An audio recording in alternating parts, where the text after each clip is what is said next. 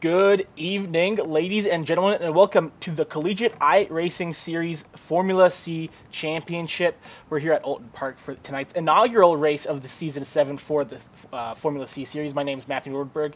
Joining me up in the booth tonight is Josh Crane and Zach Lindler. Zach, what can you tell us about this fantastic track? Yes, welcome everyone, welcome all, welcome back to the Collegiate iRacing League for Season 2 of the Formula College World Championship. Today we come to you live from the rolling hills of Cheshire, England for our Formula C season opener, the British Grand Prix from Oulton Park Circuit.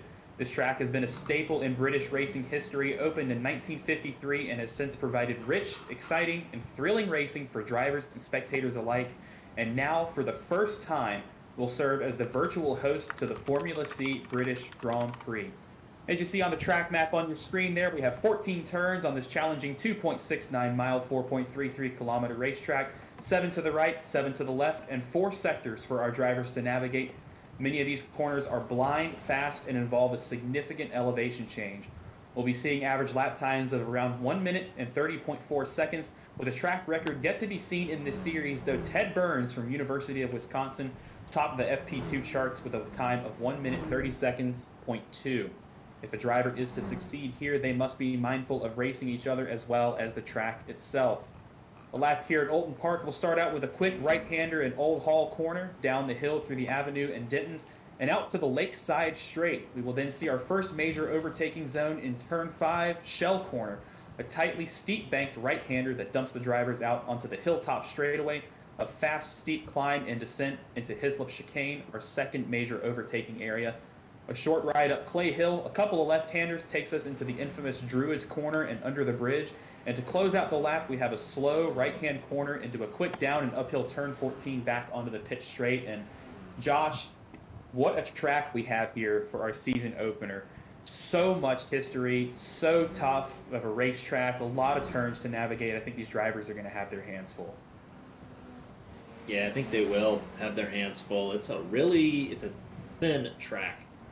There's probably one racing line around the course here, and so that's going to be something for drivers to navigate, especially as we take the immediate green flag and get to racing, and get to see how the drivers navigate around each other. That'll be a trick for sure. You can see Ted Burns there on top of the qualifying charts right now. Still early in the qualifying session, but the University of Wisconsin, your current pole sitter at the moment, you can see on your tower on the left. And so you can see it's a tricky track. This is a passing here as Ted Burns is going to come up over this hill and then a hefty braking zone down into miss the tires on the right, miss the tires on the left. And if you enjoyed that, it's a little bit spookier from the cockpit, but especially as he goes into the final sector, Zach, something that is so hard to do that Ted is going to do a good job of here is to keep the car on the limit through this 2.5 apex kind of corner there, and down into the final corner. And these parts of the course always mixed with elevation. So you can see we go down, we load this, and then it falls away right as you want to get to the outside of the. Another lap for Ted and the University of Wisconsin, and he will clean that up at 37.67. That's another purple for Ted. But yeah, Zach, it's going to be different. It's not the FIA grade A situation that we also enjoy, but it is a little bit more technical. You're right that steeped in tradition here, and finally CiL gets to have a crack at it. Yeah, this is personally one of my favorite racetracks. I know a lot of drivers out on the grid love this racetrack there. Athena Leclerc is one of which who voiced her support for this track. She loves it here. One of our St. Clair drivers north of the border from Canada, she's going to set her qualifying lap. That's excuse me. Let me check my tower here. Yeah, that is a 1:31.564 for Athena. So just under a second off of the time set by Ted Burns, and Ted Burns has now actually lost out on the pole position. Nicholas Daly has set the fastest lap with a 1:30.648. Nicholas Daly out of the University of Texas at Arlington coming out strong. He had a very strong season last time around in Formula C. I believe he finished, he would have been the alumni champion had we had student alumni split, but that is something that we have brought back for this season. Is your students and alumni are scored in different classes, so they will still be racing each other on the track, but they will not be racing each other for position. So we still look at Athena Leclerc going to try and capitalize a little bit on her second lap. A little mistake right there coming out of the corner. You want to minimize your mistakes as much as possible, especially in a part of the track like that where you have a final corner that comes out to a long straightaway right here into Druids. This, like you mentioned, this double apex flat right-hander, and another mistake right there is I think she got just barely into the grass. So I don't think she's going to capitalize on another purple lap this time by, at least for herself. But let's see if she does any better. As we still have about 3 minutes left in qualifying. A lot can change still. Yeah, we are getting down to the end of it, and not sure if that lap will count, as it was pretty close to an off track there. But something worth noting around this course, curbs have on the outside of the curb a little bit of grading, a little bit of concrete grading that drivers can use as track surface. So it doesn't drop right off to the grass, and especially on some of these corners that really like to tail away from the driver, that's an opportunity to have a little bit of safety net or even gain some time if you're feeling bold. But that'll be something that the drivers get to either contend with or embrace depending on their style. And as you see on the bottom of your screen right there, some of our other drivers going around the track. Ted Burns has set another purple sector on his qualifying lap. You can see Blake Roos, John Dinkle, Lucas Santos, Nicholas Daly also being tracked down there as well. Nicholas Daly obviously still your pole sitter, as you can see on the left side of your screen. But a lot of green sectors being set by these drivers, so this track is getting a lot faster as this qualifying session goes along.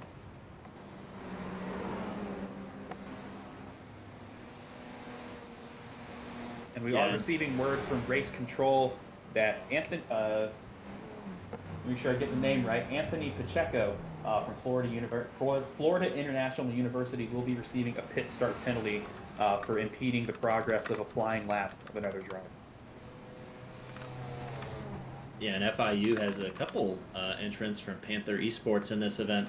That driver as well as Luis Diaz, who has been around CiL both in a road capacity and oval capacity, endurance for quite some time. So exciting to see. And I think, Zach, we are seeing a lot more teams, multi-car teams. Valparaiso here with Soren Burkholder as well. Obviously, St. Clair College, talked about Panther Esports, FIU, Clemson University as well. Very popular now. Drexel University also in that mix to field more than one car. It's double or triple the knowledge base, the growth base that these teams need to compete. And it also allows for some friends out on track, which is always advantageous. Maybe not as advantageous as the last Daytona Super Speedway, but nonetheless, always good to have some goodwill in the bag. Yeah, I'm looking at our roster, and we have a lot of multi-car teams. Clemson University entering 4 cars tonight. Drexel University entering 2, one of which Jason Wallet, our Daytona 250 champion in the College Cup Series from last night. Florida International U entering 4 cars. James Madison U, 2 cars. Robert Morris, 2 cars. So a lot of people out there are going to have some friends that we've seen single car teams running in the past, but now that they've got multi-car entrants, this should help out a lot with some of these drivers out on the field. Another penalty we've gotten from race control: Nick Patnella will receive a pit start penalty for impeding a flying lap from Robert Morris University. So 2 drivers starting off their season not well, but sometimes we've seen in the past that pit start can help out a lot to avoid the chaos and the big one that usually happens at the start of these kinds of races. So maybe that might work in their favor. Yeah, it is, and I'll touch on that as well, Zach, that the turn 1 here at Oulton Park is one where the road just starts to tail away or go into the turn before you really want to get on the brakes. And so for those iRacers who enjoy official races, that generally leads to areas where everybody's got a little bit different braking point. Inevitably, somebody in the 25-car field will be caught out with some early braking, and then it'll be up to everybody behind to manage that. And so the traffic will be key. Pit start, probably not what I would choose for this one, but it's not a bad venue to have it. And there's a long evening ahead of us. Yeah, absolutely. And just a reminder for those who have forgotten since last season, or if you're new to the Collegiate iRacing League or Formula C and you're joining us for the first time, of our format. For our Grand Prix, we will have 2 sprint races. Each race will be 14 laps long, and about 20 minutes of racing is what we're aiming for with each sprint race. So we'll have qualifying, and then this is the field that the field will start in that order for sprint race 1. At the end of sprint race 1, we'll move into sprint race 2, and the top 10 positions, finishing positions from sprint race 1 will be inverted. So another strategy call to think about, as we now have just wrapped up qualifying with Ted Burns securing the pole, is where do you try to finish in sprint race 1 if you're in that top 10 to make your sprint race 2 better. But like I said, qualifying is finished, so Josh, take us away and let's read our starting grid for tonight's Formula C British Grand Prix. Coming up in the first event, that's going to be your pole sitter. Talked about the University of Wisconsin's Ted Burns. Fast in real life, fast in the virtual car. Nick Daly, Texas at Arlington, bringing up second place. Third place going to be Soren Burkholder from Valparaiso University. Carmen Caruso from St. John's University going to be fourth place. And Matt Stowicki from James Madison University going to be fifth place. Ball State's Cale Davidson is followed by St. Clair's Athena Leclerc in P7. And the University of Minnesota's Lucas Santos in P8 is going to roll off.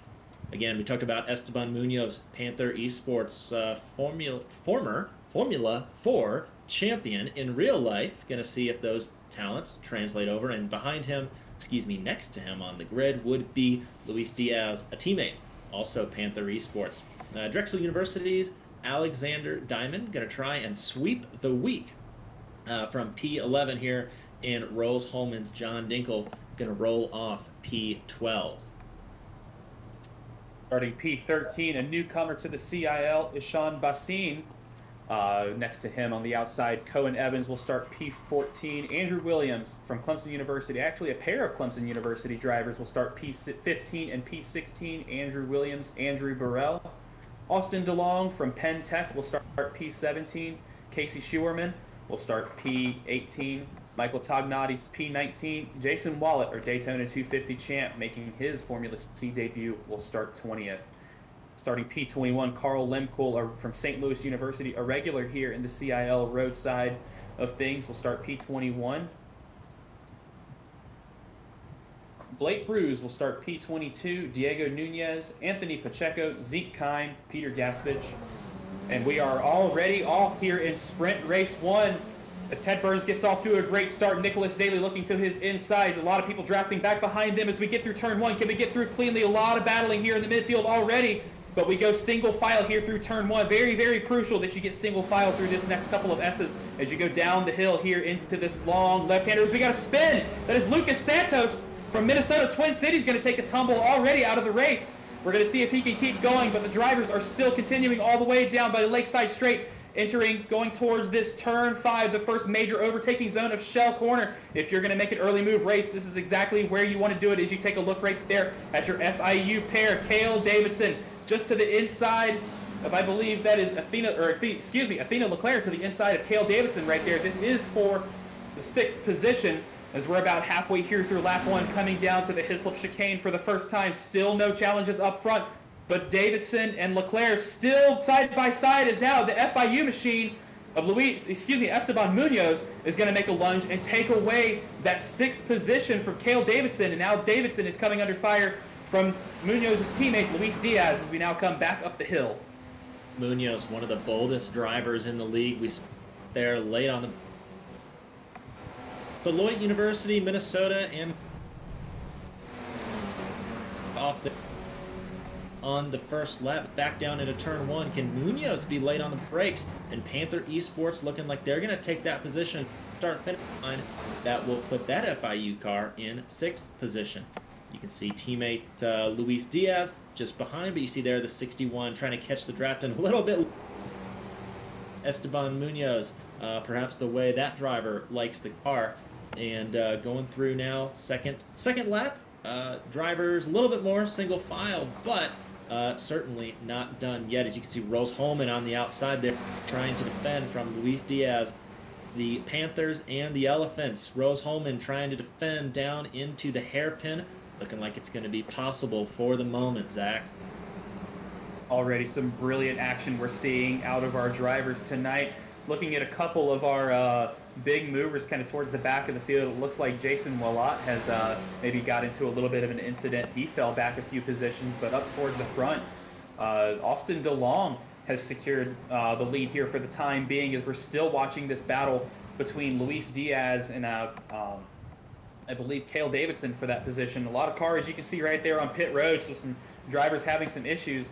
Another driver that I kind of want to highlight, I'm looking back to last season's championship battle between R. Muhammad Alif of Ball State University and Kent State's Jordan Johnson, our current Formula C champion. I don't see either of them in this field. I see Alif listed at the bottom of the tower, but I don't think he made it out to the grid on time. So we'll see if he'll come back for sprint race number 2. But looking at that championship battle from last season, and as you can see, Austin DeLong kind of tumbling down the order there. I think he may have caught himself in a little incident, but that championship battle last season was one of the tightest championship battles we've had in the CIL across any series, as Athena Leclerc touches grass just a little bit, and that's going to send her off the track there in turn 3. We saw that same thing happen to Lucas Santos earlier in the race, so she's going to cut across the track here and try to get back on pace. But that championship battle was immense, and I cannot wait to see what this season has in store. And these drivers are already out here fighting like it's the championship race, as we're still seeing Luis Diaz, and that's John Dinkle going at it right there, coming out of the shell corner. Yeah, down into the tire area, as it was Hillside, more formally called, and looks like everybody hard on the brakes. Really enjoy, Zach, seeing how these Formula 4 cars really light, nimble. They rotate, especially as these drivers get on the brakes and control what little weight there is with some precision, and it makes the racing fun. We know it's fun to drive, but yeah, Rose Holman now trying to get that position back. And right here, we talked about this was a tricky spot, especially with a little bit of less air going across the car right there for Rose Holman. You can see the gap going a little bit, and certainly Luis Diaz for Panther Esports has really increased his knowledge base and his talent base, and we see it there. But Matt Stewecki trying to get by Carmen Caruso here, and so going down into the second turn, this will be an opportunity to set up a pass, Zach. Yeah, this turn is absolutely crucial as you get out here onto the Lakeside Straight. You can see how long that is with that daunting bend at the end of the straightaway, that left-hander that takes you toward the hairpin down there. We're going to see if Soren can put together a run right here. Doesn't look like he's going to present a challenge here to Matt Stewecki, although Stewecki got a little bit loose right there through the center of the corner. That's going to let Burkholder get a nice run down here onto the back straightaway into the chicane. Nice slipstream. He's going to take a peek to the inside right here, setting up the overtake coming into the chicane. We're going to see what he can do here. They're side by side going in. Burkholder just a little bit later on the brakes, and he will complete that pass, as now Stewecki falls into the clutches of Luis Diaz. Esteban Munoz, excuse me, and it looks like there might have been some contact right there between the FIU and the JMU machine. Matt Stewecki going into the gravel, but he's going to get it refired up and keep going. So we're going to have our stewards take a look at that, and if we hear anything, we will continue to keep you updated, as we've got a replay of this here. But you can see Stewecki already lost the position to Burkholder, and looks like maybe a little bit of contact, I don't know, between the 9 right there and the 62. But again, that is not our call. That is up to race control. We have live stewards here at Formula C who will take a peek at that incident and will notify us of any outcomes of the investigation. And Esteban Munoz trying to catch up to his Panther Esports teammate in P5. You see right there. Yeah, James Madison coming out a little bit tough right there. A little bit of contact. Net well from that one replay we were able to see, but the stewards hot on the job already. You can see John Dinkle and Rose Holman trying to look around. A little bit defensive, perhaps a double move, maybe a move and a half. FIU right there, but down into the hairpin, nothing doing right now. as we see CiL Davidson trying to make that move in that nice, shiny Ball State machine. So kind of 4 cars, you don't want to get out of position, but there are opportunities here. FIU trying to look down to the inside. Can Esteban be late on the brakes again? He's going to try it down into the corner and actually giving up the corner so he doesn't give up another position. That was a smart move there from Rose Holman and John Dinkle. So everybody set up now. So your running order is P5, Diaz, Munoz, Dinkle, Davidson. And that seems to be the space, at least for the remainder of this lap, Zach. Yeah, this is a really tight battle that we've got on screen right here. 4 cars separated by a little over a second. I believe about a second and a half between P5 and P8. But you can see on the left of your screen right there, just a quick rundown through the field as this is now lap 6 of 14. So almost halfway through this first sprint race. Ted Burns is your leader. Nick Daly, P2. Carmen Caruso, P3. Burkholder, Diaz, Munoz, Dinkle, Davidson. As another car goes off, that's Andrew Williams. He was sitting in that 9th position waiting for a possible incident to happen from P5 in that battle for P5. But it looks like he had a little issue coming off of that final corner, turn 13. As now John Dinkle comes into the clutches of CiL Davidson. This is the battle for the 6th position. No challenges presented right there into the corner, but it looks like Dinkle locked up the brakes going into the corner right there, and that's going to allow Davidson to get a huge run down the inside, down the back straightaway, and he should secure this position by the time they even get to the chicane. However, Dinkle is not letting him go easily. Do not go gentle into that good night, is what Dinkle is saying right now, and he's going to hold on to that position through the chicane, but this battle is heating up right before your eyes, folks. I think I'll may have to add that phrase to my lexicon, or perhaps a T-shirt at least. But certainly Rose Holman trying to put the defense on right now, and pretty enjoyable to see how these drivers are getting along on your scoring tower. Up and down, plenty of orange intervals. That speaks as a whole to both the competitiveness of this field, this track, and this car that's being run in FC. As you can see, maybe an opportunity there for FIU to do a little switcheroo for their team strategy. And if you're the FIU boss right now or an FIU fan, this is the best thing you could be watching. Is you've got both of your drivers paired up together. They're both in the top 6, challenging for that top 5, and if they can work together, they can cut that 5-second. You can see that 5.3 second gap to Burkholder in P4 down. But they're running out of time as around lap 7 of 14, just over halfway through this first sprint race. But those FIU cars doing really well. Looking towards the back of the field, this is Matt Stowecki from James Madison looking at Carl Lemkuhl from St. Louis University. This is a student on alumni fight, so these two are not racing for position in their respective classes. But it still always feels great when you pass another car on track.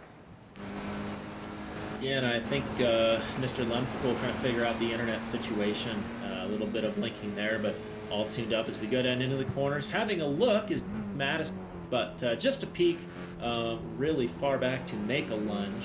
But there are some opportunities coming up as these cars go through the corners. Looks like a little bit of traffic. The St. Clair machine right there on the outside. And so can James Madison get through? Actually, a little bit of trouble clearing the machine. This battle is for position, so Athena Leclerc, within her right to maintain the position, she does.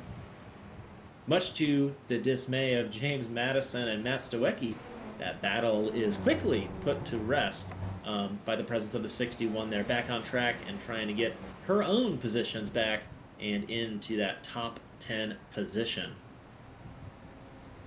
And now Carl Lemkuhl is going to see Athena Leclerc in his rearview mirrors. I think she caught a little too much curb right there through turn 1. You saw the right side of that car pick up.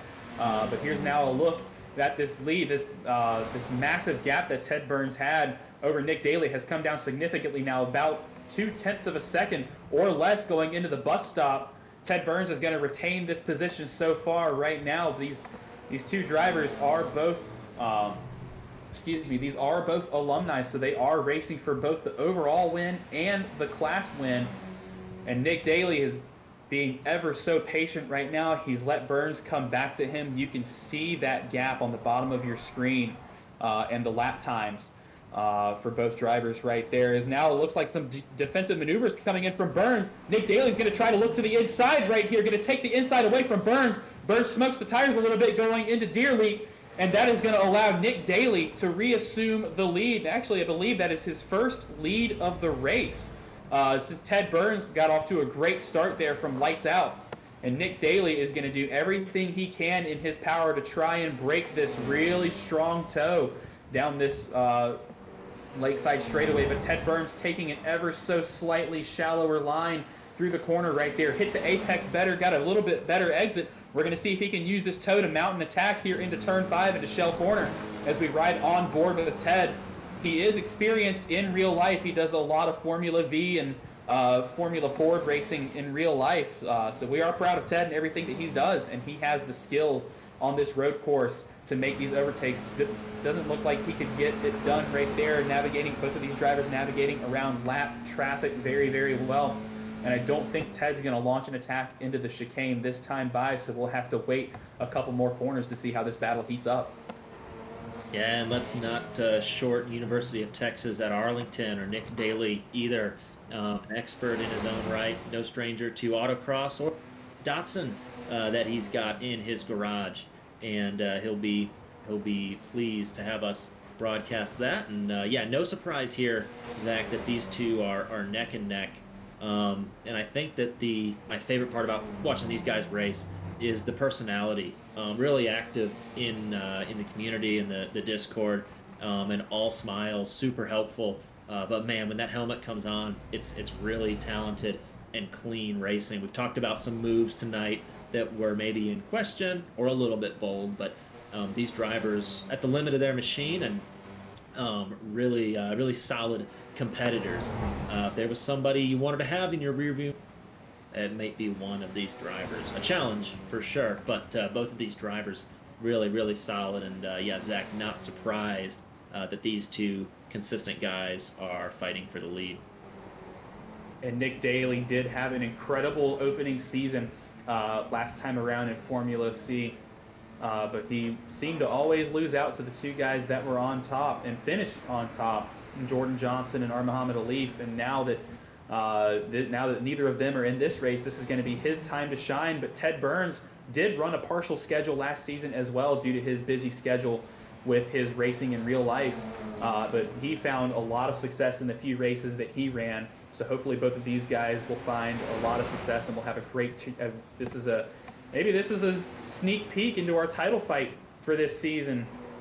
But Ted Burns still trailing about a car and a half, 2 cars off the rear bumper of that UT Arlington machine of Nick Daly, not losing or gaining a second, still staying right there, ready to strike if the moment arises. You saw a bit of a hair raiser out of Druid's corner that time by for Nick Daly. Got a little touch of that grass on exit, which seems to be what a lot of our drivers are doing, but was able to keep it straight. And most importantly, Ted Burns behind him as we now start a new lap. 11 out of 14, 4 to go in this sprint race, and this race is far from done. It is. It's coming down to the wire, but not done yet. I'm sure that Ted is smiling under that helmet. He loves just putting the pressure on, hanging out right there. But I'll tell you, I know he's stalking his prey. He's trying to figure out when a move could be made. A little bit off camera, off the battle from the lead, a little bit of a run-in with Rose Holman and FIU. So Luis Diaz able to get started a little bit more and has settled back into 7th. But further down the grid, John Dinkle for Rose Holman University not having as much fun. So those two drivers coming together. But this is the battle for the lead, coming up to some lap traffic. Nick trying to cut that a little bit short right there. He knows all Ted has to do right here is... And this style of racing might be reminiscent of like short track racing for our oval fans, where you're probably not going to complete the pass on a straightaway or into a heavy, like the end of Spa or the end of Monza, a straightaway like that. But the opportunity to place your car in a good position, as you can see Ted trying right now. Got a little run. He's looking down to the inside, but on the outside, can he get a nose? This is keep Nick outside. He's there. He's got position. He's going to turn in. Nick a little bit wide. Nick's trying to get the run. He's doing the right thing. Zach, we're neck and neck down into...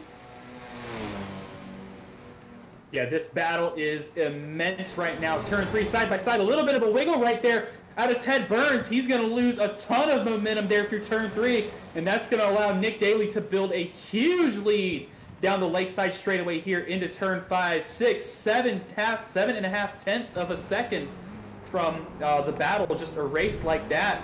And I think Ted Burns may have let the heat of battle get to him a little bit. We talked about his composure. We've got no doubt that he'll be able to recompose himself and mount an attack. But how about the mental fortitude of Nick Daly to keep it going? They were side by side through that whole front straightaway with the run that Ted Burns got out of turn 13.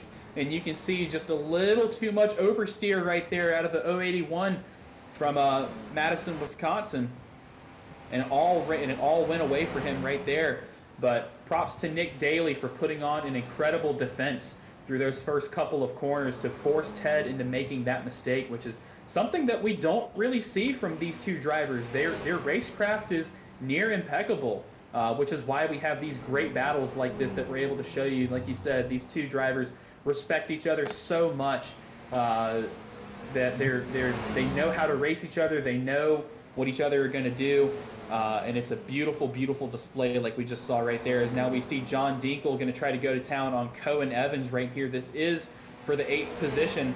John Dinkle right up to putting that front nose all the way up to the rear bumper of Evans. Cohen Evans going to take a very defensive line right there, but is going to get into the grass through Deerleap, that dip at the bottom of the hill right there, and that's going to allow John Dinkle to easily recover that position that he lost earlier in the race, as I believe that battle is about to be over. But man, what a send right there from Ted Burns, locking up the right front, as now Nick Daly gets into the grass. These two guys are going at it like crazy. Ted's going to allow Ted Burns to go around the inside and just re-secure the lead from Nick Daly. So 2 mistakes from our front runners right there, as we now have about 1.5 laps to go. Lap 13 of 14. We will be taking the white flag this time by, so these two drivers are going to be leaving it all on the track and maybe even some on the grass as we start the final lap of this race here in the next couple of corners.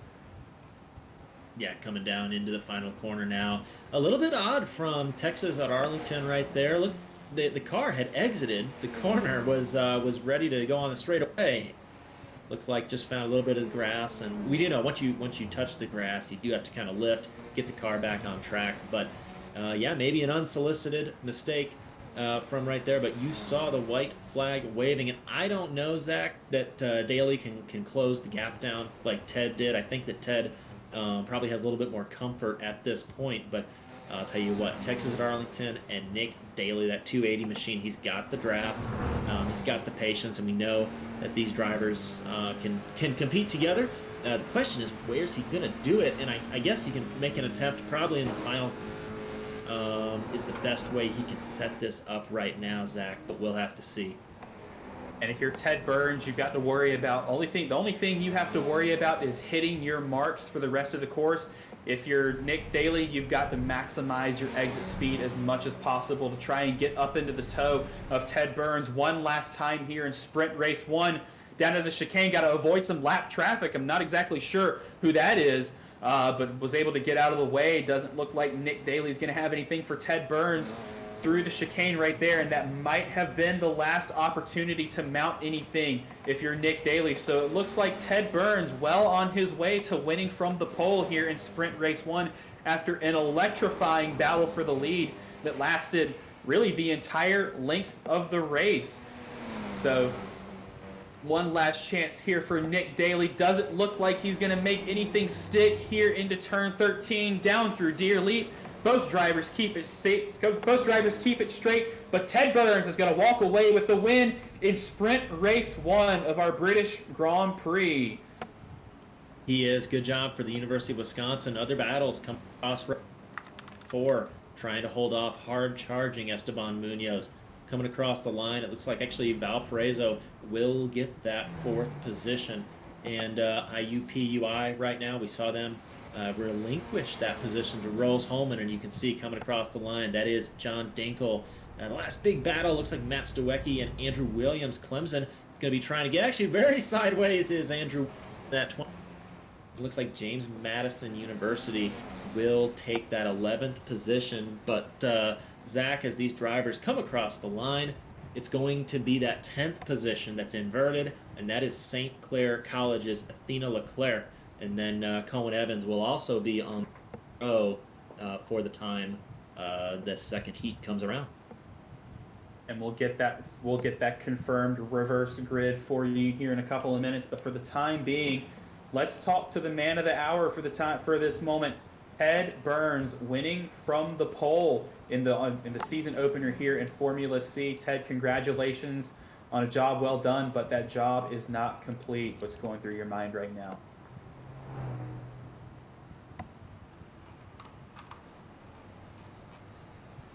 Ted, you got a copy? I think you're muted.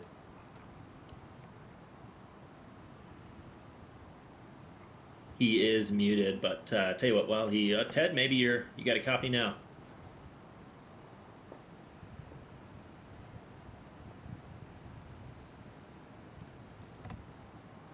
Tell you what, Zach, while he works on his audio, I'm going to call out that maybe we'll get a chance to ask. Turn 2 looked like he was trying to do what Texas Arlington and Nick Daly was trying to do, which is kind of get that car rotated at the beginning of the corner and carry more momentum off the exit of the corner.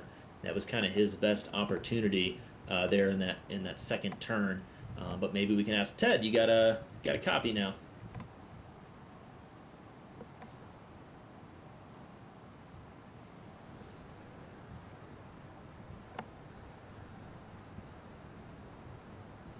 Maybe some technical. You got me now? Hey, there he is. All right.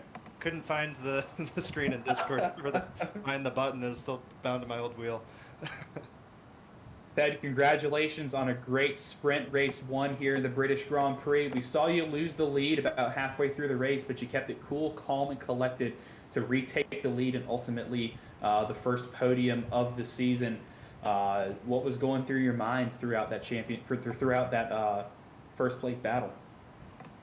Yeah, it was an intense race with Nick. I didn't think we'd have that kind of pace over the rest of the field, but Nick's one of my teammates when we're racing in officials together, so I know what to expect from him. But out here we're wearing different colors, so we were going to race each other hard. But I knew I could trust him, and same with him. So made that one little mistake he took advantage of, and I didn't think I'd have another shot to get back past. And I had a huge lockup there, but he pushed a little hard on exit, went off, and I was able to get the shot back past. So looking forward to race 2 here. It'll be hard having to go through the field. I have to keep it clean, but I'm happy with our pace. Right on. Congrats, Ted, on the P1 there. So I'll ask the question that I think you already heard. In the turn 2, you kept it on track, which I think impressed us all. Were you trying to do something special, rotate the car into the corner, or was that simply in that position on corner entry?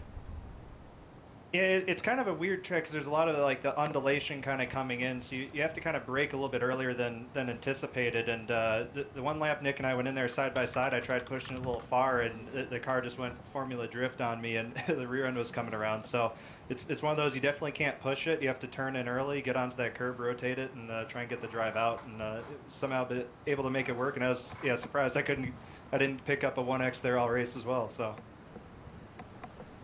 Well, very, very good. So pleasure for us to watch and call up here. Good luck and take care of business here, too.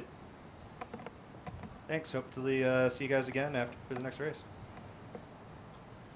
Yep. Hope to catch you soon. Good luck. That was Ted Burns, your Sprint Race 1 winner here at the British Grand Prix. As the drivers are engaging in a little bit of a warm-up session to mentally and physically reset, maybe go get a drink of water, a bathroom break before this second sprint race. But we mentioned that the field will be inverted for sprint race 2. So your final results here from sprint race 1. Ted Burns takes away the win. Nick Daly will finish P2. Carmen Caruso from St. John's University, P3. Soren Burkholder, another Valparaiso car, P4. Esteban Munoz secures the last top five position from FIU. Cale Davidson from Ball State finishes 6th. Luis Diaz, P7 from FIU. John Dinkle will take away the 8th position after all those battles we saw him locked in during the sprint race. Cohen Evans will finish P9, and our pole sitter for sprint race 2, Athena Leclerc, will round out the top 10. And as we mentioned, that field will be inverted for sprint race number 2. So all those cars that you saw in the top 10 will start in reverse order. And Josh, we heard Ted talk about cleanly navigating through the field. I think that's going to be a challenge really for any driver if they want to win. If they have the pace like Ted and Nick do, they're going to be going up against the drivers with a renewed confidence like Athena and Cohen and John, who are going to be your top 3 starting for this second sprint race. They will, and the item that's really stood out to me is we talked at the beginning about the dynamics of this track. It's got a little bit different flow to it. It is fun, certainly, to hot lap, but can be tricky in traffic. And these drivers have done a really expert job of maintaining their car control and negotiating the track and then the moving targets around them as well. We've seen lap traffic. We've seen cars side by side into certain braking zones. Even that third sector where there are many undulations and there's a possibility for trouble. Drivers have done a really good job of navigating that and using their mind. So, Zach, the starting grid is up. Can you bring it to us? Yep, there you see the starting grid for this race on your screen, the inverse of the top 10. Leclerc, Evans, Dinkle, Diaz, Davidson, Munoz, Burkholder, Caruso, Daly, Burns for your top 10. And then the rest of the field, Stoecki, Williams, and so forth on down the grid. Burrell, Lemkool, Ruse, Keim, that is Nick Patinella. Nick Patinella was our steward last season. Looks like he needs to update his name. Klingensmith, Santos, Tognati, DeLong, Pacquiao, Diamond, and Bassin for your top 24. As we believe the lights are on, we are prepped and ready to go here for sprint race number 2 of the British Grand Prix. The engines are revving, the lights are off, and off they go here for sprint race number 2. Athena Leclerc gets off to a great start. Evans and Dinkle side by side behind her, going for that second position. Evans is going to have that inside line, but can't do anything with it as John Dinkle makes this incredible run around the outside to take away that second position. Looks like some chaos at the back of the pack. There's a wreck towards the back of the field as we're still too wide here. Looking at Carmen Caruso from St. John's University, too wide with a couple of other drivers right there. A lot of action as now the field will mostly go single file. Ted Burns already looking at that back bumper of Nick Daly. Where have we seen this before? Coming into turn 5, and we're going to see what he can do as Drew Williams with a little bit of a lockup right there and is going to send Matt Stoecki on a ride into the dirt right there. Looks like Stoecki's going to get it refired and back on track. But turn 5, that very, very heavy braking point already coming into play with this field stacked up together. Esteban Munoz, Luis Diaz, all together. The two FIU machines still tandem together as it looks like Diaz is going to lose out to Nick Daly and possibly Ted Burns right here. So both of those drivers securing one position off the grid already. They're going to move up into the 8th and 9th place respectively as they set their sights on the front of the field. They are in a big dichotomy there for the Panther Esports, Florida International University, where Diaz giving up those spots at that point in the race, just trying to make it through that chicane. You can see his teammate Munoz up ahead. Traditionally, a little bit bolder, but maybe some more incident race for Esteban, Panther Esports, and then Diaz has a very similar pace, but maybe a little bit more patience. So not good or bad, it just is here in the CiL. Every driver has their own flavor, but you can see Valparaiso University trying to make the most of this hold-off car behind. That is Luis Diaz. And then these drivers trying to make it through down into that hairpin. A little bit wide there for the Panther Esports driver, but we can also see behind him Carl Lemkool. Esteban Munoz is going to lead in, but you can see right there Texas at Arlington really trying to look up and maybe get a little run off this hairpin. I do see up ahead that that Ball State machine as a car is in the grass and rejoins. Looks like Athena Leclerc. College, that's your pole sitter this race. And I tell you what, Zach, it must be tricky because that's the second or third car seen who has all but exited the corner and then found themselves in the grass. Great replay right here. Yeah, a little bit outside the curb. And Zach, once you touch the curb, you're a passenger in the machine. So very tricky there. But a long race for St. Clair to put their cars up front, gain those positions. And yeah, and that turn 5 shell corner, that's a very, very, very tricky corner. One of the hardest on the track, as you now see Nick Daly mounting an attack on Esteban Munoz. Going to go into the inside here for the final corner. Turn 13 here on lap 2. Going to take that position away, put a car between him and Ted Burns.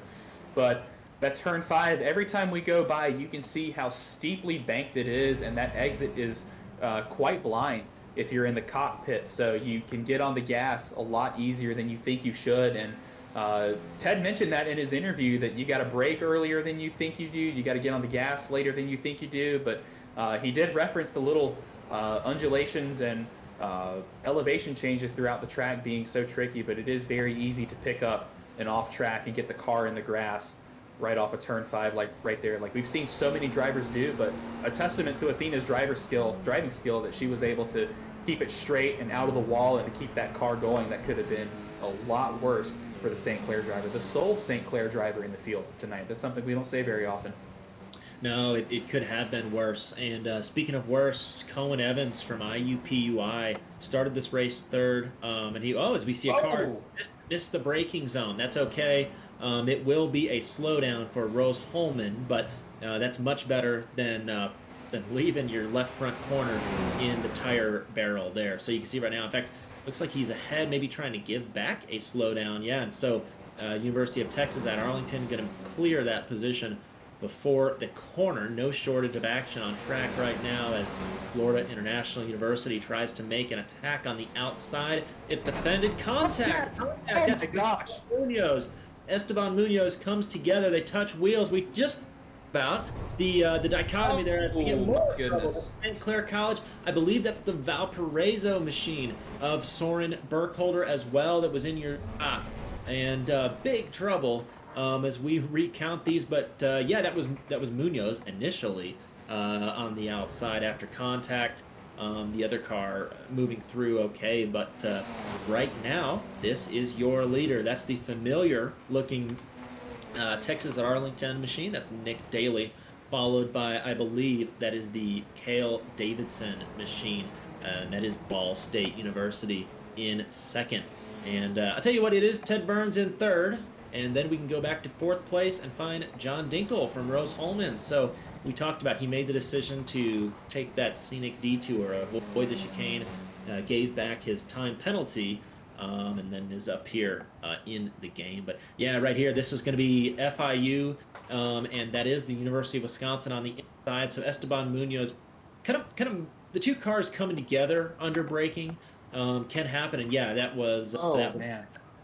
And I think that Esteban maybe wanted to turn in the corner, or maybe push Ted off the preferred line, but unfortunately that is the result there. So FIU now relying on a couple cars still in this race, the highest scoring of which right now is Luis Diaz.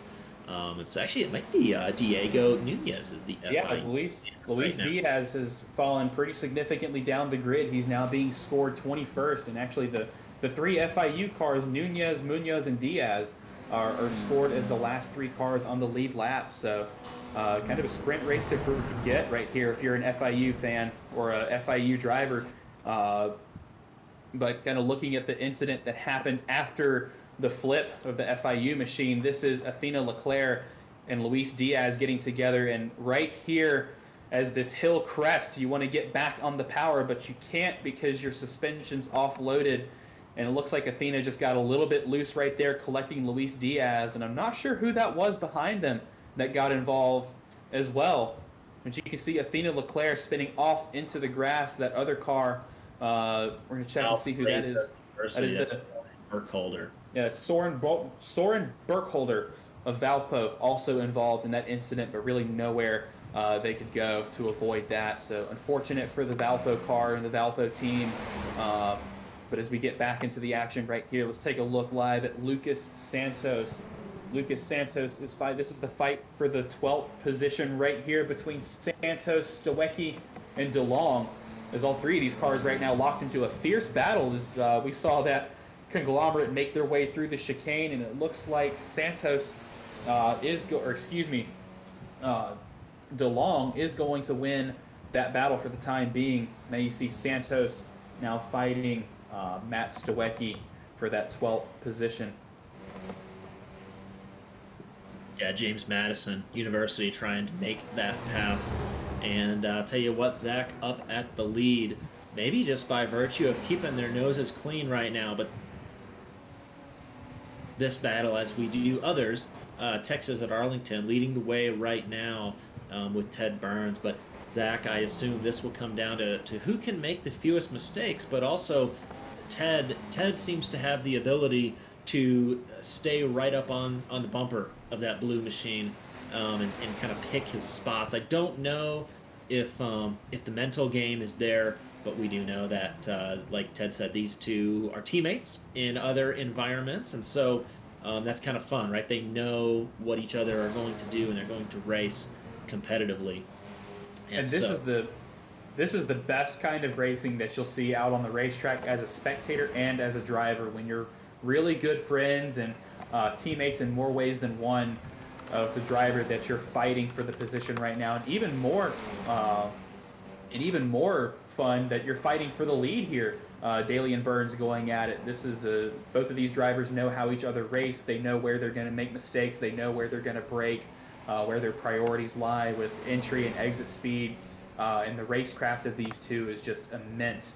And what a show that they're putting on for us tonight. Is we just crossed the halfway point in this race, working on lap 7 of 14 in sprint race 2 of the British Grand Prix. Some contact right there between John Dinkle and Cale Davidson. I think Davidson got a really bad exit out of turn 1, and Dinkle didn't really know how to react, as now we've got a challenge for the lead. Nicholas Daly to the outside of Ted Burns, going to try and defend that position, going into the hairpin, but Daly goes off, lost traction through that left-hand kink, and he is now beached in the grass. Let's see if he can keep it going. But Ted Burns will assume the lead after a mistake, rare mistake from Nicholas Daly, and we're going to see if he can defend these two cars behind him. That's Lemcole and Burkholder. He is going to keep those two positions, but a critical mistake right there from Nick Daly as he went off into the grass down through that kink just after the Lakeside straightaway.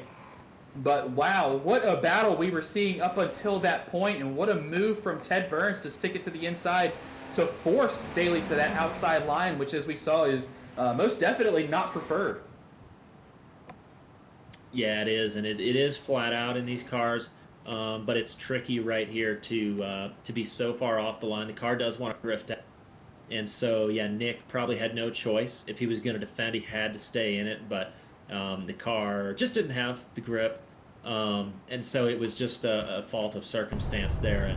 And good on Nick being able to keep out of the tires, but yeah, that's not what you want, man. He's got to totally go the other way and get collected. But lot of fun on the track right now, because right now he is under fire from teammate Carl Lempool. So you heard that Burns was teammates as well with this group. That's the Downforce Racing crew. And actually just completed the 24 hours of Daytona together in iRacing. And so these drivers trying to move through the pack, catch the rest of these drivers, as it were. Right now on board with St. John University. And Zach, I'll note, Carmen Caruso has been off and on for St. John's University, but has really made a statement both in the first sprint tonight and now in this race as well. As he's going to peek to the inside. Will it be an opportunity? He's side by side. He's got position. St. John's University. It couldn't quite come back, so that will be second place is going to be Carmen Caruso, St. John's University. And then John Dinkle right there, and Rose Holman is kind of in the middle of that. It's hard to pull out a line. You don't want to give yourself up, because Ball State University's Cale Davidson is right behind and ready to pounce. And here's the final turn. We've seen a lot of excitement here, Zach. Yeah, it looks like a very defensive line here for Carmen Caruso against John Dinkle. Cale Davidson going to go in with him as well, but no change in the running order as they're now going to start lap 9 of 14. So the lap's ticking down here. 6 seconds is the gap all the way up to Ted Burns. So unless Ted makes a really unforeseen, unforced error, it looks like he will secure the win here. But the battle right here is just heating up. This race is far from over for these 3 drivers. Still 2, 3, 4, Caruso, Dinkle, Davidson. And Caruso and all 3 of these drivers have really come out guns a-blazing in this British Grand Prix. Caruso finished P8 in Sprint Race 1, navigating some lap traffic right here. Dinkle P3, Davidson P5, all finished in the top 10 of Sprint Race 1, and now they're challenging for these last 2 podium positions in 2nd, 3rd, and 4th. So if you're Davidson, you've got everything to gain right here from these 2 drivers battling, but it looks like Caruso has pulled out to a decent lead, about a half a second over Dinkle, and 0.3 back from Dinkle to Davidson. We're going to watch those intervals as these corners count down in this race. We are, and Zach, we traditionally see the second heat is a little bit more exciting than the first. Look at that scoring tower, 19 to 29. That's 10 cars either currently in the pits or have retired, which is the nature of this track in the second heat, including drivers like Muhammad Ali. However, that Ball State flag being carried quite well right now by the car on your screen, Cale Davidson. So another point, Zach, for these cars and these teams, schools with more than 1 driver, multiple entries. It gives an option for strategy. Ball State right now funneling their resources into Cale Davidson, that 17 machine, seeing if he can try and get around that large elephant that is the Rose-Hulman machine of John Dinkle that we pulled up. Also up front, not as far, but Soren Burkholder, again from Valparaiso University, has been trying to work on Carl Lempool for a while at St. Louis University. And last night's winner, Jason Wallet. Also, Blake Roos from Trine University has a bit of an off at the moment. But yeah, a lot of these drivers competing really hard and trying to get their best spots with just 4 laps to go, Zach. Davidson looking at the back of Caruso right here going into the chicane. Doesn't look like there's going to be much of a challenge right there, as they have now left Daly in the dust. Or excuse me, that's Dinkle. Davidson on Dinkle. Sorry, not Davidson on Caruso. So this is the battle for the final podium position as they're coming to lap number 11, working on lap 10 right now.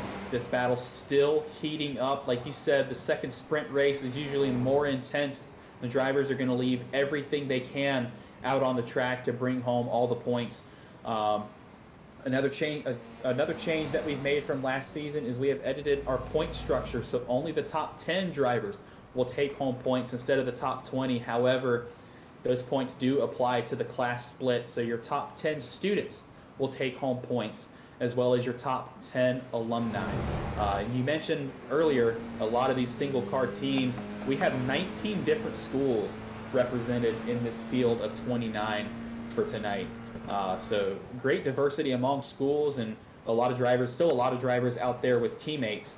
But both of these drivers are the standard bearers for their programs right now. John Dinkle, Cale Davidson, it's Rose-Hulman, and Ball State. Both of these drivers making their schools very proud, fighting for this last podium position. Still nothing there from Cale Davidson on John Dinkle that time through the chicane, but still a lot of time left in this race, although the laps are winding down. Yeah, laps winding down, and I'm going to talk about that P10 battle. That's the last point scoring position that you mentioned, Zach, and Jason Wallet right now. Actually, Jason, we just missed it. Jason Wallet get the James Madison University car. That's last night's winner.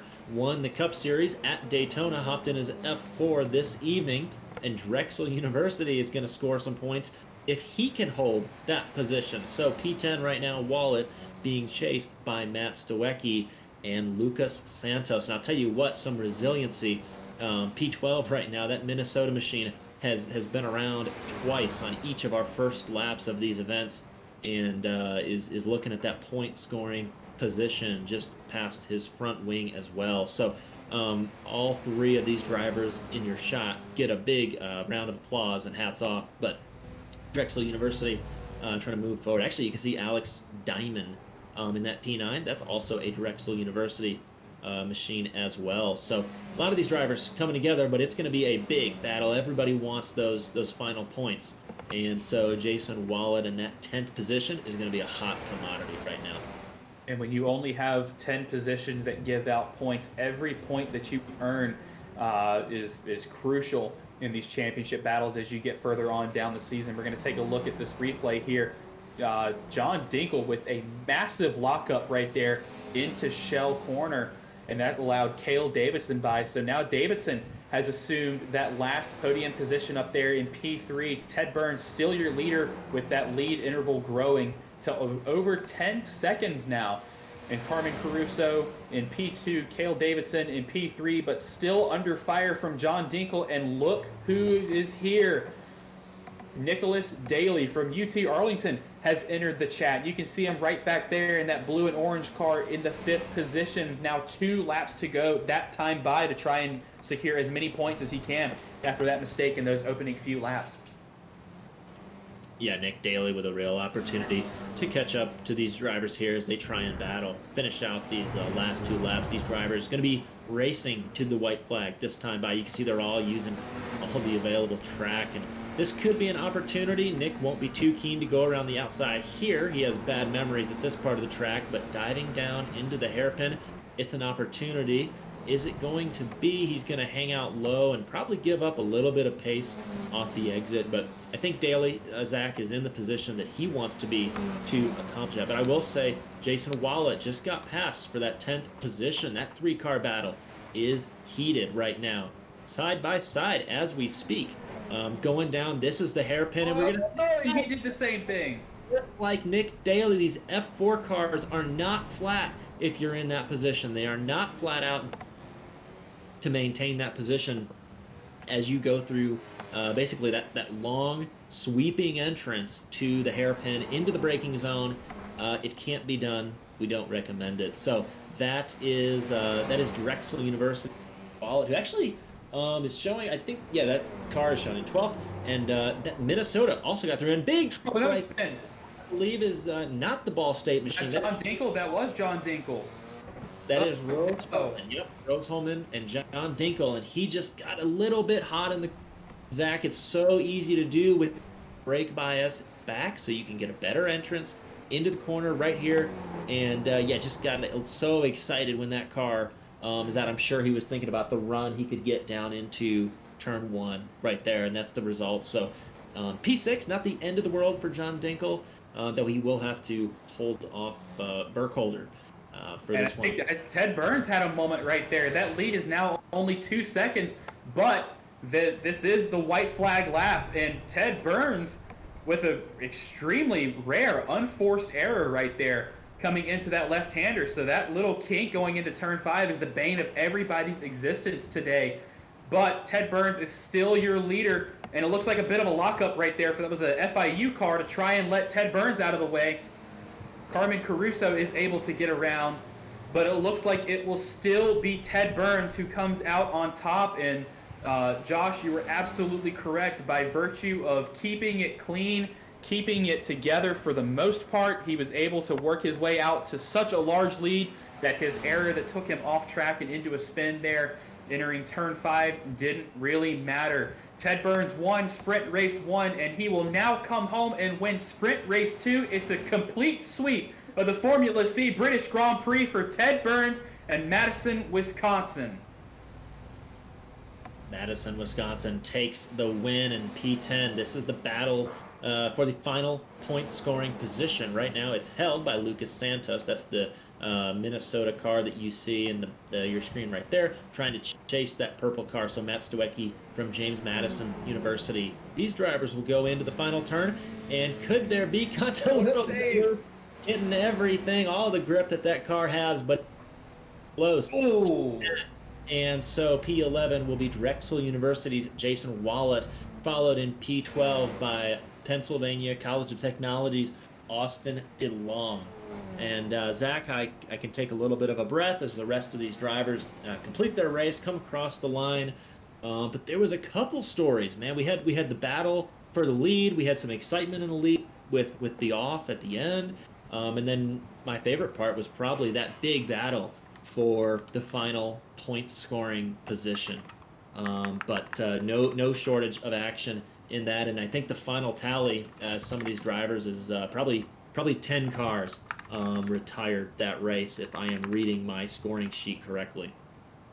Yeah, I think that is correct. John Dinkle was the first car one lap down in P14, but it looks like P19 onward will record DNFs for this race. Very tricky track for our drivers to navigate, and it looks like it got the best of some of them as they gave it their all in sprint race 2, but only one can walk out on top, and it was Madison, Wisconsin's Ted Burns with the sweep of the week here in the British Grand Prix. He won both sprint races and took home the prize both times.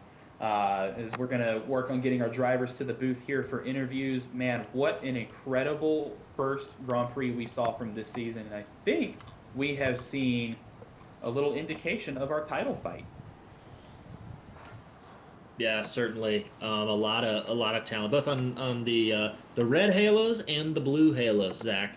I'm really excited to see, Ball State. So last season we had a lot of competition from Ball State's R. Muhammad Alif, who also does some FIA esports and so on. And so it's really exciting now to see Cal Davidson bring up that's going to be a crazy 1-2 punch from Ball State University. As we know that schools like Ball State and St. Clair College have both been building their knowledge base, their facilities, and it's showing. So I don't think we're surprised, but Soren Burkholder from Valparaiso University was up there a lot. Drexel University was really fast last night, and Jason and Alexander Diamond both in the top 10 there. Excuse me, Wallet looks like P11 officially. Obviously, James Madison University also up front with Matt Stowicki mixing it up with all those drivers. And finally, Zach, I don't want to leave out Lucas Santos. Came out on the wrong end, a couple turn one incident, lap one incidents, and so I'm also excited to see what the University of Minnesota does this season. But I think you're right. I think our title fight is up, and I mean there's 5 schools right now that I think could compete, and so and by the way, IUPUI also in there, Clemson also in there.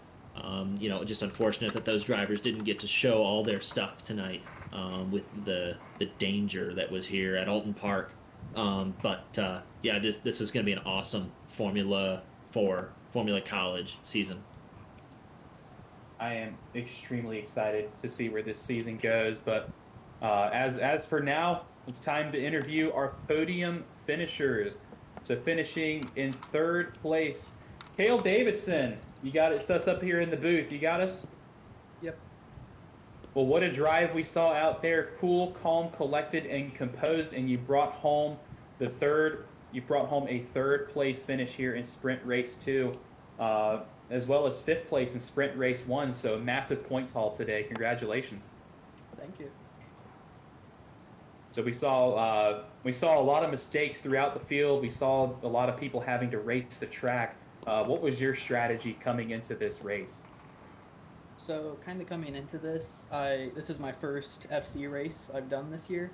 So I was just kind of going in calm. I was just going for points. I just wanted to get a good finish. I wasn't trying to be too aggressive, and I realized kind of towards the first heat I made a few mistakes just over pushing the car, so I toned it back a little bit and was just focusing on kind of keeping it together and putting down consistent laps so I can stay up there.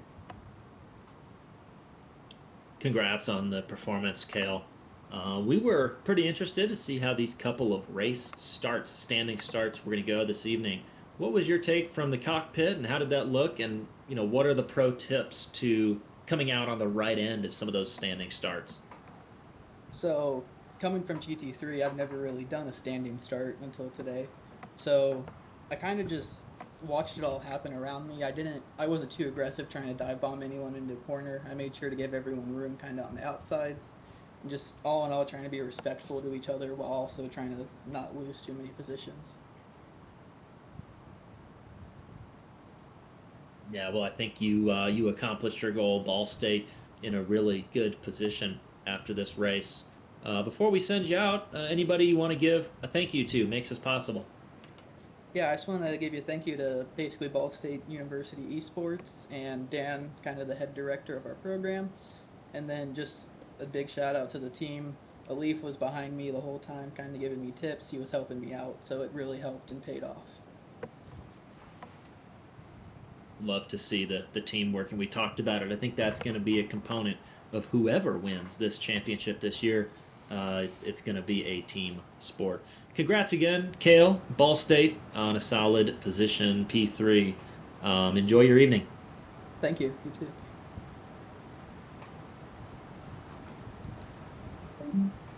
So that was Kale Davidson from Ball State University, and yeah, really solid performance from that driver, Zach. He was under fire a lot, both with Rose Holman from St. John's University and others, and also just had to stay cool, right? Just like he said in some of those early stages of those races, and what a professional mindset from a young competitor. Yeah, really great to see from Ball State that program still has life.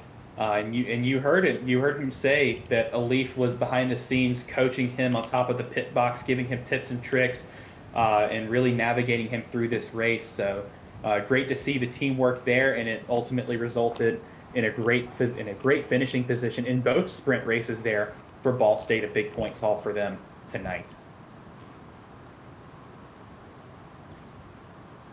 And coming into the booth now, Carmen Caruso from Ball State University, your second place finisher. Carmen, congratulations! It was exciting, and it was fun to watch you guys battle up there. Tell us a little bit about the battles in the front and the patience that it took to get there. Yeah, no, it definitely it was a lot of testing throughout the week. First, I gotta just say a big shout out. St. John's University gave me a great car tonight. So happy to be representing them for the spring season. In terms of race pace, I gotta thank my team back home. They were really the ones who were able to get me up to speed at this track. Oulton Park, not necessarily one of my favorites, but after this round, definitely it's become a home favorite of mine for sure. Looking forward maybe for next season when we got to come back here. In terms of how the actual racing went, there were definitely some dicey moments, but I'm just grateful to have made it through, and God was watching over us tonight. Carmen, congratulations on an incredible performance in both sprint races here for St. John's University. We heard you talk about kind of some sketchy moments out there on track, and everybody knew coming in that this was going to be an incredibly hard track to race, and it showed in the war of attrition out there on track. So I'm going to ask you the same question that I asked Kale. What was your strategy and your mindset coming into this race? What do you feel helped prepare you the most for what to expect out there?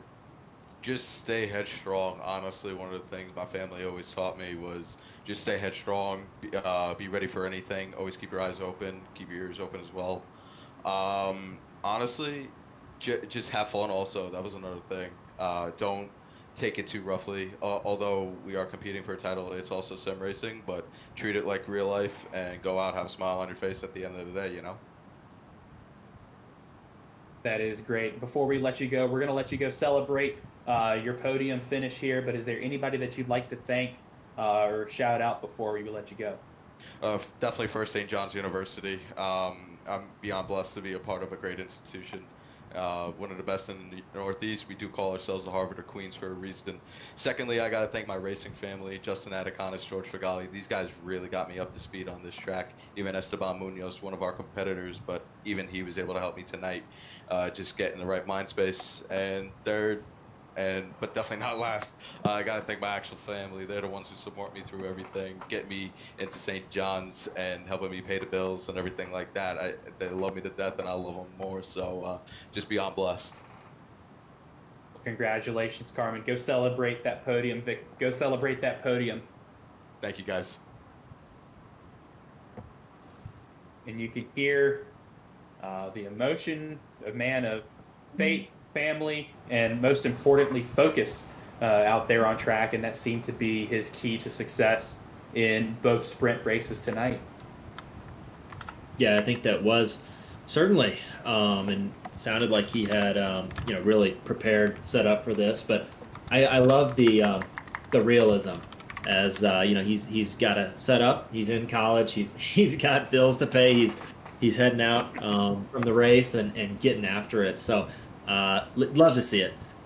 Pretty cool to see the students in action. So St. John's University, second place via Carmen Caruso in the 08 machine. But our winner this evening, he will be familiar from the first heat. Ted Burns from the University of Wisconsin. Ted, congrats on the win. Looks like you just stayed clean so well that the seas kind of parted. You worked your way out to a big lead, so large that you had a room for an excursion in the closing stages. Tell us a little bit about that. Yeah, it was not super enjoyable. I didn't quite know which way to go. I see him kind of weaving on the straight, and I lifted up a little bit, and I just guessed wrong. It looks like he had some damage and couldn't really keep it pointed straight. But yeah, I don't know how I kept out of the wall. I was trying to pedal it, brake it. I don't know, but luckily there was a bit of runoff there, and somehow I was able to keep it going. And that big buffer of a lead really paid off there at the end to be able to still come out with a win. Well, Ted, congratulations on your weekend sweep here at the British Grand Prix. First race of the year, and you've already got 2 wins under your belt. Massive points haul for yourself and for University of Wisconsin at Madison. I'm going to ask you the same question that I asked the other 2 drivers. We heard you talk about the little ups and downs and the undulations in the track, the big elevation changes, and also just avoiding the war of attrition out there. We saw you get around quite a few incidents to win the race. What was your did you change your strategy at all from the first race at all? Or what was your key to success here? I was definitely just being patient. It was nice having that first race because I kind of knew my pace, and I knew that if I needed to make up a little gap, I could do that. So I didn't have to stay like right on the guys in front. So it gave me that little bit of a buffer, and I kind of drove broke a little bit earlier in the opening laps, kind of warmed everything up, got to a point I was comfortable with, and I was in the comms with Nick at the time. We were like, wow, we're not even going to have to fight anyone because everyone just keeps going off in front of us.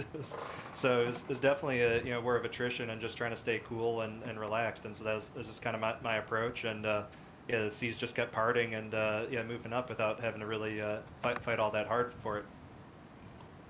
So yeah, it was good for points. Every point matters, especially coming out of the championship at the end. So happy to come out of here with the 2 wins.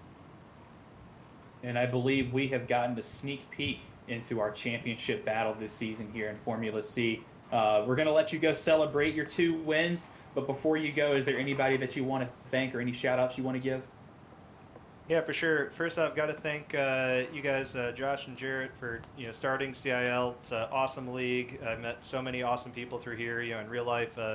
Especially Carl for coming out and helping me with my racing program in real life, and and now being my colleague at work. So it's just awesome to have this league and all these awesome people in here coming out each week to not only race but also get together outside. And special shout out Carl for doing my livery tonight. It was down to like half hour before the race. Finally got it on. So happy to represent Wisconsin and come out of here with the win. It looks great, fitting of a dominant driver. Congratulations, Ted, on your 2 victories tonight. Thank you. See you guys around. That was your race winner for both Sprint Race 1 and 2 at your Formula C British Grand Prix tonight. Ted Burns from the University of Madison, Wisconsin. And Josh, I think if our season is any indication of what we've seen tonight, we've got an incredible title fight on the line, as well as some great battles back beneath the field, and maybe some surprise contenders as we're going to take one more look through our final results here. Ted Burns will take home the victory here in Sprint Race 2. Carmen Caruso from St. John's University finishes P2. Cale Davidson rounds out the podium.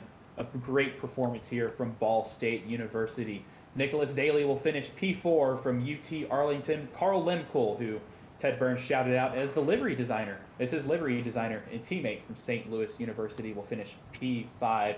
Soren Burkholder from Valparaiso University finishes P6. Andrew Burrell, a great performance from him tonight for Clemson University. He will finish P7. Alexander Diamond, one of the Drexel drivers, will finish P8. P9 belongs to Matt Stowecki from James Madison University.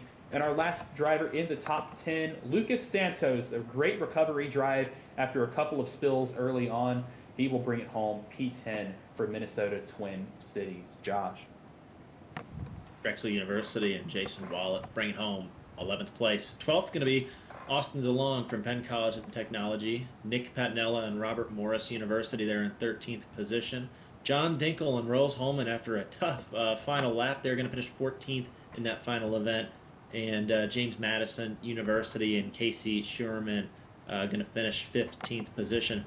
16th is Ashan Vasan from Beloit College and Blake Roos from Trine University, 17th. 18th will be Diego Nunez from FIU. 19th will be Athena Leclerc from St. Clair College, and then FIU again, and FIU again, Zach, 20 and 21st belong to Esteban Munoz and Luis Diaz. 22nd belongs to Tyler Klingensmith from Robert Morris University. Zeke Kime will finish 23rd for Trine University. Anthony Pacheco for FIU will finish 24th. Cohen Evans, 25th, IUPUI. Michael Tognati, P26 from the College of San Mateo. Andrew Williams from Clemson University finishes 27th. And Peter Gaspich, another Clemson driver, will finish 28th. With Muhammad Ali, who I believe did not take the grid on time, but he was still in spirit and helped coach his teammate, Cale Davidson, to a podium position in Sprint Race 2 and another great Sprint Race 1. So, Josh, wow, what a race we just saw. I am extremely excited for this season. This is going to be the best season of Formula C yet. Yeah, Formula C is really taking off here. Car count was great tonight. The action was great tonight. The track was awesome. And I think that we can expect more of that to come. This was fun to see these drivers communicate with each other and operate in really confined spaces. And I think the nature of those confined spaces led to the battles that we saw. So super fun, right? Lots of drivers getting after it. Lots of tough elbows out competition. I mean that's my final takeaway is that this track it's not a Formula One track, not a big FIA track, but man, it is a staple in Europe for a reason, and I think we saw that tonight. Yeah, this track will definitely come back on the schedule sometime in the future. I think a lot of drivers enjoyed it, and you heard a couple of them talk about in their interviews how this wasn't really a high track on their list of tracks that they enjoyed racing, but tonight they leave it with a newfound respect and appreciation for what this circuit has to offer. Josh, I believe that will wrap up tonight's Formula C British Grand Prix, and our new Formula C season is officially underway. If you can't wait for more Formula C action, we'll be back in 2 weeks' time for our West Coast Grand Prix at Laguna Seca. And as for more CIL action, our College Cup Series will return next Monday night at 8:45 Eastern on Twitch and YouTube, where you're watching right now. And be sure you don't miss the debut of the Student Short Track Showdown, a brand new series here in the CIL next Wednesday night. So congratulations to all of our podium finishers in both sprint races of tonight's British Grand Prix. And on behalf of myself, Josh, producer Matt, and all of us here at the CIL, we want to thank you for tuning in to tonight's broadcast, and we will see you next Monday. And until next time, stay fast.